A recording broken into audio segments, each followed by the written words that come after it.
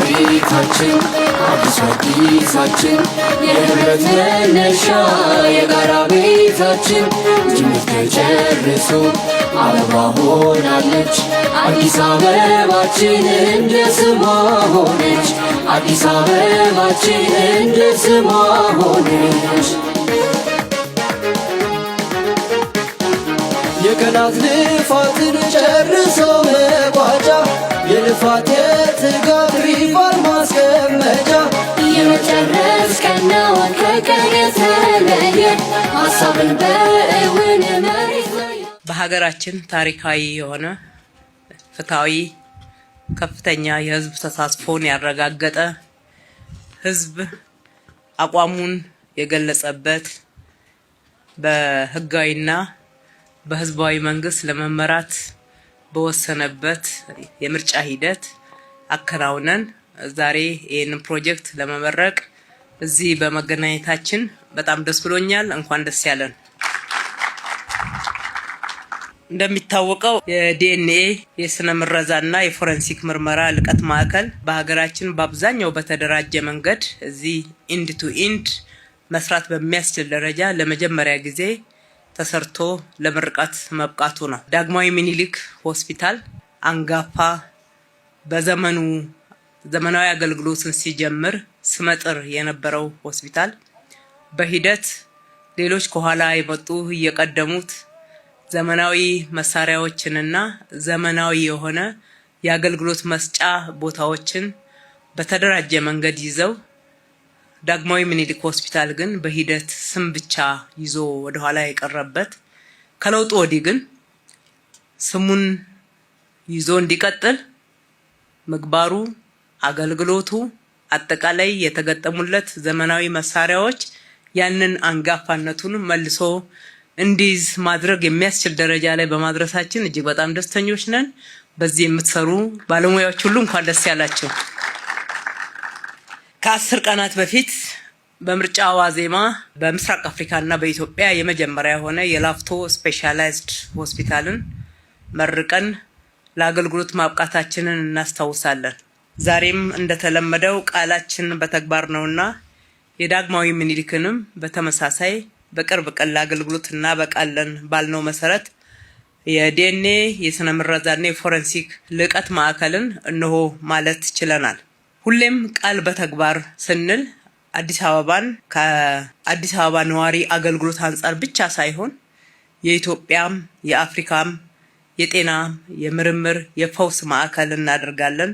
በቁርጠኝነት ኢትዮጵያችን የጤና ቱሪዝም መዳረሻ መሆን ይገባታል ብለን እንደ ሀገር ያስቀመጥነው ራዕይ ግንባር ቀደም በመሆን በመተግበር ጭምር ነው። ዛሬ የመረቅነውም የዳግማዊ ምኒልክ የዲኤንኤ የስነ ምረዛና የፎረንሲክ ምርመራ ማዕከል ከህዝባችን የሰበሰብነውን ግብር በታማኝነት በትጋት በቁጠባ ከፍ ባለ ሁኔታ ቅድሚያ ለህዝብ በመስጠት 72 እጁን በጀታችንን ለህዝብ አገልግሎት መልሰን ያዋልንበት መሆኑን የሚያሳይ ተጨማሪው ማሳያ ነው።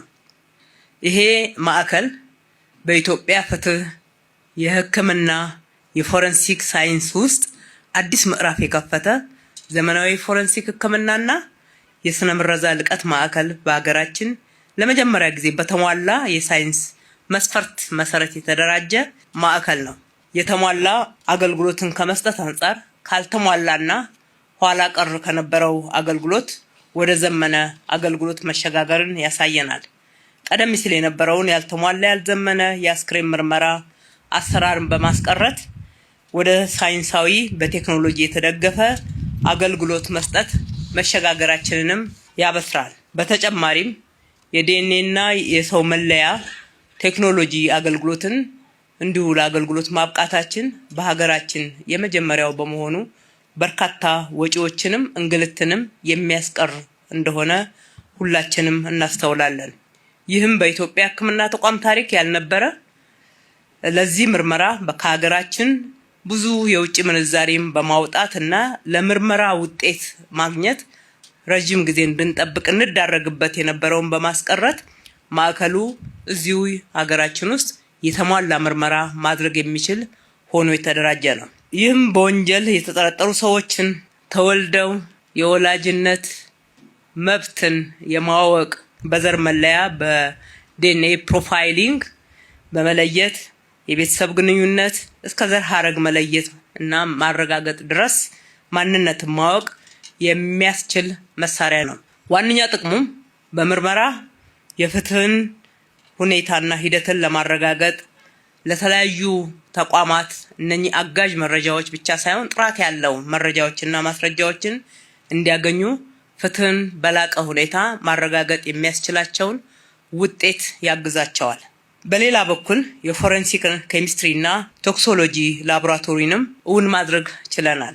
ከዚህ ቀደም በሕክምና ተቋማት ያልነበሩ በጣም አነስተኛ የሆኑ መርዞችን፣ መድኃኒቶችን እና አልኮል መለየት የሚያስችሉ የላቁ የስነ ምረዛ መሳሪያዎችን መሟላታቸውም የአገልግሎት ጥራትና ፍጥነትን በእጅጉ የሚያልቁ ናቸው። እንዲሁም ቀደም ሲል ሳምንታትን ይወስድ የነበረው የናሙና ትንተና በግማሽ ሰዓታት ውስጥ ማከናወን የሚያስችል ክራዮስታት የሚባል ቴክኖሎጂ ስራ ላይ ማዋል ችለናል። ከዚህም ባሻገር 80 አስክሬን ማቀዝቀዝ እና መያዝ የሚችል እንዲሁም 8 አውቶማቲክ የሆኑ አገልግሎት መስጫ መሳሪያዎችን፣ ማሽኖችን፣ ተንቀሳቃሽ የራጅ መሳሪያዎችን የመሳሰሉትን እንዲሁም ኤአይ ጋራ ኢንተግሬት አድርገው የሚሰሩ መሳሪያዎችን መቅጠም መቻላችን የዘመኑ ሕክምናን በሀገራችን መተግበር ከዛም ባሻገር በዚህ ዘርፍ ከሚሰሩ ዓለም ላይ ልቀት ካላቸው ተቋማት ጋራ በምርምር በመረጃ ልውውጥ በጋራ ለመስራትና እገዛም ለማግኘት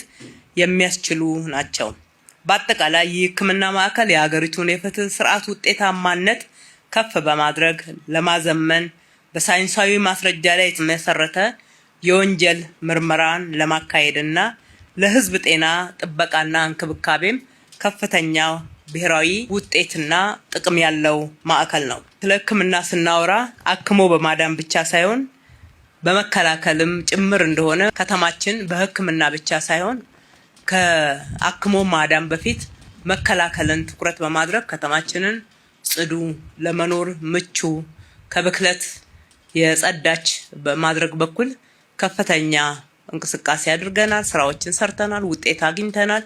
ይሄም ለሕክምናው በከፍተኛ ሁኔታ አጋዥ እንደሆነ የህዝብን ጤና ለመጠበቅ ደግሞ ወሳኝ እንደሆነ እንረዳለንና ይህንንም አጠናክረን እንቀጥላለን። በአጠቃላይ በሕክምናው ተቋማት ስራ በኩል ባለፉት 5 ዓመታት ለጤናው ዘርፍ በሰጠነው ትኩረት አዳዲስ የሕክምና ማዕከላት ከዚህ በፊት እስከዛሬ ኢትዮጵያ ውስጥ ከነበሩ ሆስፒታሎች ለየት ባለ ሁኔታ ልቀታቸውን ባረጋገጡ ደረጃ ላይ እንዲገኙ በማድረግ በሕክምና መሳሪያም በግንባታቸውም በአጠቃላይ በጤና ባለሙያዎችም እንዲደራጁ በማድረግ 4 ሆስፒታሎችን ገንብተናል። 2ቱን ወደ ስራ አስገብተናል። 2ቱ ደግሞ ቀጥለው በቅርብ ጊዜ ወደ ስራ የሚገቡ ነው የሚሆኑት። ለአብነት ለመጥቀስ ላፍቶ ስፔሻላይዝድ ሆስፒታል ከ10 ቀን በፊት በክቡር ጠቅላይ ሚኒስትራችን ያስመረቅ ነው። ከ1 ወር በኋላ ወደ ስራ የሚገባው የኮልፌ ስፔሻላይዝድ ሆስፒታል፣ ቀጥሎ ደግሞ የገላን ትራውማ ሴንተር ይመጣል። ከዛ በፊት የአበበች ጎበና ለህፃናትና እናቶች ሆስፒታልንም ወደ ስራ ማስገባታችንን እናስታውሳለን ማለት ነው። ይሄ ብቻ ሳይሆን የምንከተለው የመንግስታችን መርህ አዳዲስ መስራትና ጎዶሎችን መሙላት ብቻ ሳይሆን ነባሮቹ ያለባቸውንም እጥረት መቅረፍ እንደዚሁም ያለባቸውን ጎዶሎ መሙላት፣ ማሻሻል፣ እሴት መጨመር፣ ማላቅ በመሆኑ ምክንያት ማስፋፋያ የተሰራለትና እንደዚህ አይነት ልቀት ማዕከል እንዲሆን የተደረገው ዳግማዊ ምኒልክ ብቻ አይደለም።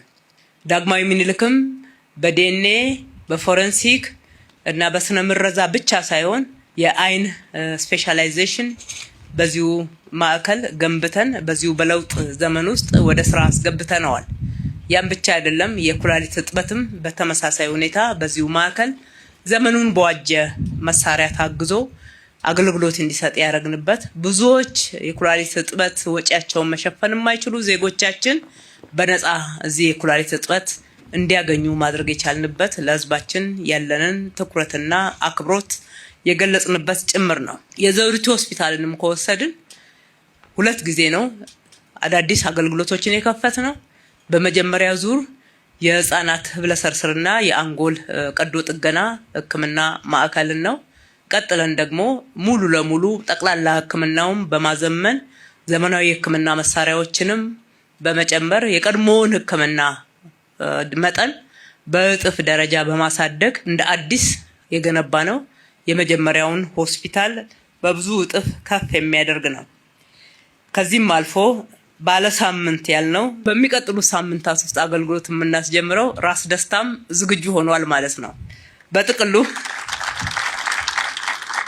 በጥቅሉ ዜጎቻችን ጤናማ እንዲሆኑ የሚገባንን የጤና አገልግሎት እንድናገኝ ከዛም አልፈን ደግሞ ሕክምና ፍለጋ ወደ ውጪ የሚወጡ ሀገራችን ውስጥ የሚቀመጡ ዲፕሎማቶች ዓለም አቀፍ ተቋማትን ወክለው እዚህ ኢትዮጵያ ውስጥ የሚኖሩ ለሕክምና ከዚህ ሀገር ሳይወጡ እዚሁ ኢትዮጵያ ውስጥ መታከም እንዲችሉ በቱሪስትነትም ሆነ በኢንቨስትመንት በተለያየ ምክንያት ወደ ኢትዮጵያችን የሚመጡትም አስተማማኝ የሆነ የጤና አገልግሎት በሀገራችን እንዲያገኙ ማድረግ የሚያስችል ስራዎችን እየሰራን ያለ ነው። በአጠቃላይ አዲስ አበባ አስተዳደር በጤናው ዘርፍ የኢትዮጵያን አዲስ ብልጽግና የእድገትና የከፍተኛ ቴክኖሎጂ ምዕራፍ በማብሰር ሂደት ብዙ መንገድ እንደተሻገርንና ውጤት እንዳመጣን የሚያሳዩና የሚናገሩ ተግባራት ናቸው።